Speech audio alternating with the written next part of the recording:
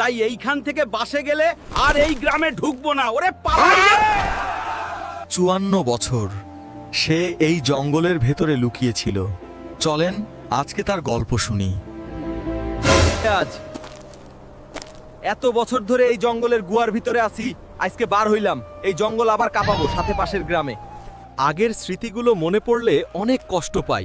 আগে কত সুন্দর গ্রামে ঢুকতাম, মুরগি চুরি করে নিয়ে আসতাম। অনেকদিন কিছু খাই না রে, পাশের গ্রামের মুরগিকে অনেক মিস করতেছি। এখনই যাব পাশের গ্রামে, যেভাবেই হোক একটা মুরগি চুরি করে নিয়ে আসে, খাইতে হবে আমাকে। আমি অনেক ক্ষুধার্ত। একটা মুরগি পেয়েছি, তোকে আজকে রোস্ট করে খাবো রে। অনেক দিন ধরে আমি না খেয়ে আছি। মুরগিকে দেখে জিহ্বায় পানি চলে আসছে। তোর শরীরে অনেক মাংস রে মুরগি, তোকে খেতে যা, মজা পাবো না। আমি অনেকদিন খিদা, আজকে তোকে খেয়ে খিদের জ্বালা মিটাবো। তো মুরগি খাইলাম, কালকে আবার সেই গ্রামে যাব, হাঁস আছে কিনা। তাই এইখান থেকে বাসে গেলে আর এই গ্রামে ঢুকবো না, ওরে পালাই রে!